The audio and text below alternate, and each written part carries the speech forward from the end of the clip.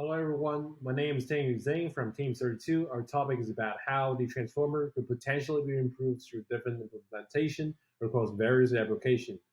Our presentation has been split into 5 sections, which is introduction, methods, experiments, results, and discussion, and conclusion. This is a look at a transformer architecture. First thing out first, let us start with a brief introduction of the transformer. In 2017, Vasvani et al. First introduced transformers into the world. It triggered a series of advancements in the domain of natural language processing. Many researchers have tried to improve the system. Naran et al. Summarized numerous modifications toward the transformer and claim that most of the modifications do not have significant improvement toward a vanilla version of the transformer. But is it true? That motivation toward the transformer does not lead to improvement? We propose an answer saying no.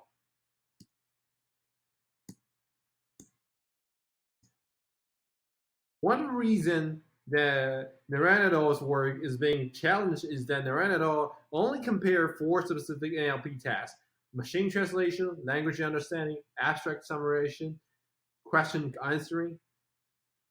What about the other task? Is it good for other tasks like event extraction, dialogue? And also, there's another question that we want to challenge to what Naran et al. Claims, is that if we change to another data set, does this insignificant property of modification still hold? Another aspect that Naran et al.'s work can be challenged if there's a modified transformer that can show significant improvement compared to its original. Before transformer, bidirectional LSTM has been the state of art for many NLP tasks, since both bidirectional LSTM and a transformer have demonstrated greatness on various benchmarks. Can we be combining the merits of bidirectional LSTM and the transformer so that we could outperform each individual architecture itself? And as an example of this, Lei et al. 2017 has substituted the feed-forward layer of the transformer with a simple recurring unit, SRU, and achieve a better accuracy in machine translation. Yet, is it the only way, and is there a better way? And certainly, if our ultimate goal is to have a modified transformer that can show significant improvement compared to its original, then why not take the word distance into consideration? The transformer's entirely attention-based encoder is widely acknowledged as its merit, since it integrates directional information with multi-head attention and directional mask. However, previous work on modification of transformer does not take the word distance into account.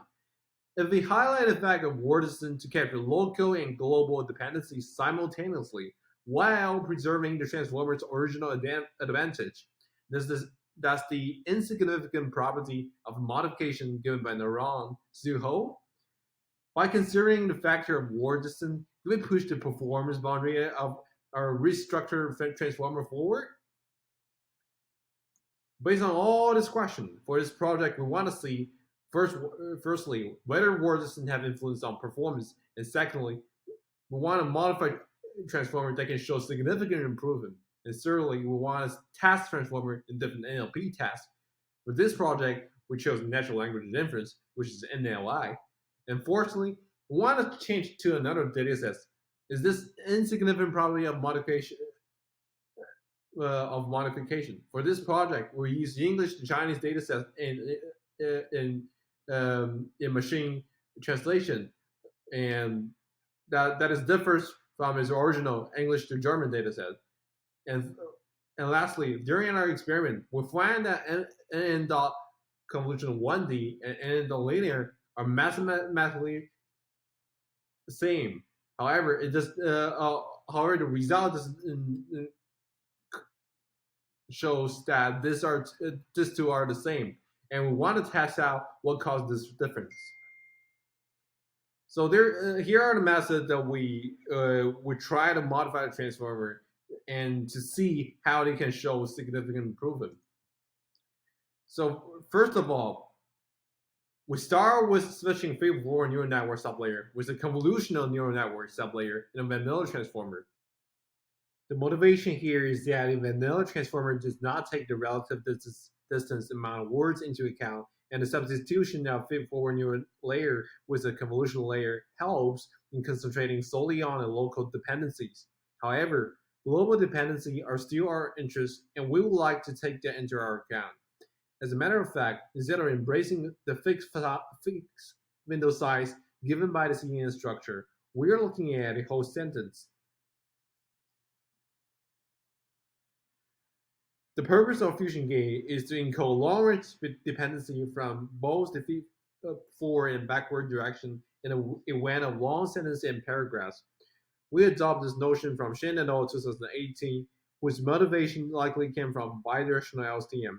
It is asserted that introduction of fusion gates will significantly improve the testing accuracy. This is max. After performing pre-trained word embedding, the restructured model starts with a max multi-head attention sublayer rather than the standard multi-head attention. Inside the layer, we implement forward and backward masks as suggested by Shen et al. 2018, and also a distance mask as inspired by IM and Cho in 2017, both of which the vanilla transformer does not include. In other words, word distances are weighted and well considered in the restructure model, allowing it to underscore local dependency without undermining them globally. Experiments.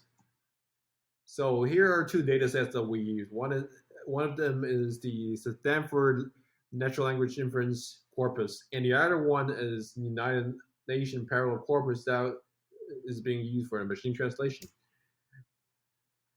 And here's a glance at model architecture and training parameters. We use GLOB as pre-trained word embedding without fine-tuning. Experience. With the experience on NLI and machine translation English to Chinese task, for each task, we tested 4 different models: vanilla transformer using torch.nn layer as a feed-forward layer, vanilla transformer using torch.nn convolutional 1D as feed-forward layer, include distance max matrix into the vanilla and using torch.nn layer, include distance max matrix into vanilla and using torch.nn convolutional 1D.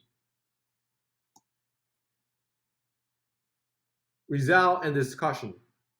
So firstly, we come up with the natural language inference result.